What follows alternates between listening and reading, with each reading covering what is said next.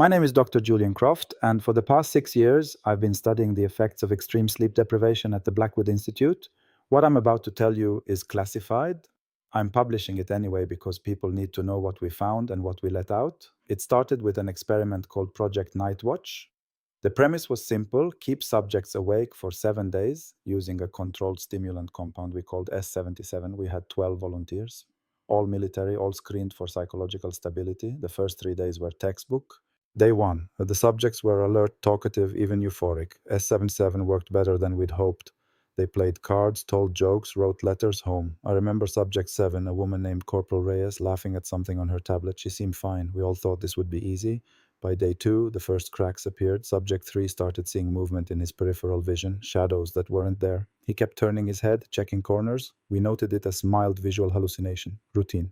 Day 3. The hallucinations escalated. Subject 9, Sergeant Kowalski, became convinced that his reflection was moving independently. He spent 6 hours sitting in front of a mirror, not blinking, watching himself. When we tried to move him, he screamed that we'd break the connection. If I look away, it gets up, he whispered. It walks around behind me. It's been doing it since I was a kid. Sleep kept it trapped. We sedated him and noted the case file: delusional parasitosis with persecutory ideation.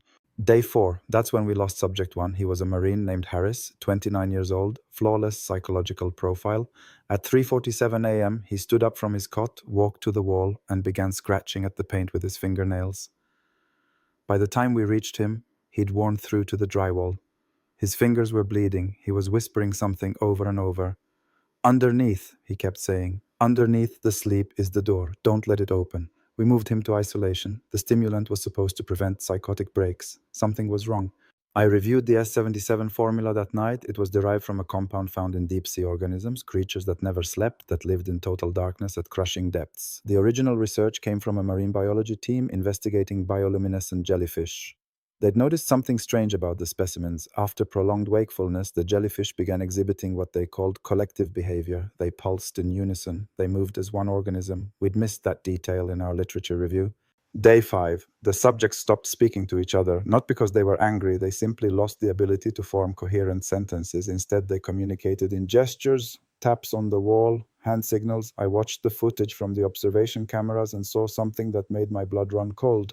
Subject 2, a quiet man from Texas named Deshawn, was sitting in the corner of the common room, tracing patterns on the floor with his finger. The other subjects were watching him. They were all watching him, and they were all tracing the same pattern in the air. I called an emergency meeting with the institute director. I wanted to terminate the experiment. She refused. The funding was too valuable, the data too promising.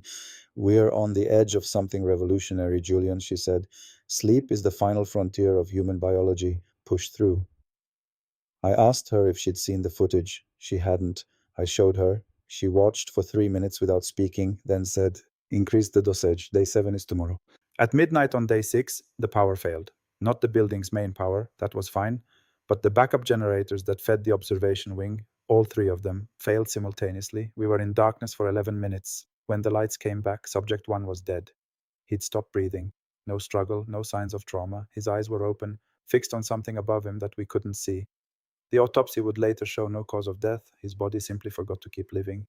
The remaining subjects didn't react to Harris's death. They didn't seem to notice. They were all sitting in the same position now, legs crossed, hands on knees, eyes open but unfocused.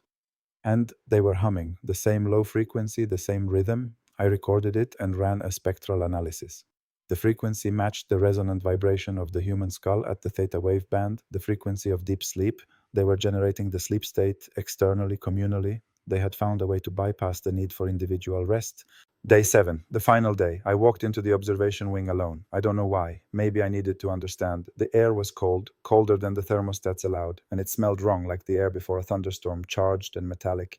Subject 2, Deshawn, turned to look at me when I entered. His eyes were completely black, not dilated, black like someone had filled them with ink. He smiled. We don't sleep anymore, doctor, he said. His voice was layered, like 2 people speaking at once. We don't need to. We found the door. I backed out of the room and locked the door. Through the observation window, I watched them all stand up in perfect unison, 11 people moving as one, turning to face the door. They walked toward it in lockstep, stopped inches from the glass, and pressed their palms against it. 11 pairs of black eyes staring through the window, at me.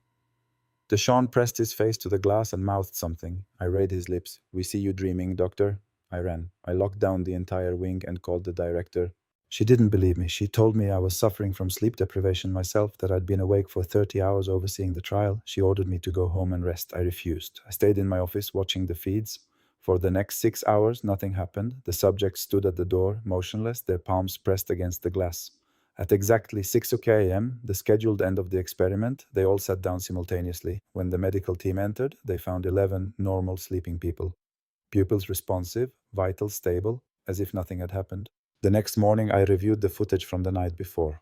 But the files were corrupted, every camera feed from day 5 onward gone, the audio recordings were blank, the biometric data showed nothing unusual, it was as if the experiment had never happened. Only one thing remained. At the bottom of the last corrupted file, there was a single frame. A close-up of subject two's face, eyes black, mouth open, forming a silent word. I ran it through a lip-reading AI. The word was soon. I've been awake for 9 days now. I stopped taking S77 after the trial ended, but the insomnia remains. Every time I close my eyes, I see their faces, and I hear the humming. It's faint, but it's there, at the edge of perception, a low, thrumming vibration that seems to come from inside my own skull. The institute shut down Project Night Watch. The subjects were transferred to a military hospital and given sedatives. They've been unconscious for 72 hours. But last night, I checked the hospital's monitoring system. At exactly 3:47 a.m., their brainwave patterns synchronized, every single one, and somewhere in the static between frequencies, I could swear I heard a voice. Not one of the subjects. Something else. It said 3 words before the connection cut. 3 words I can't forget. The door is open.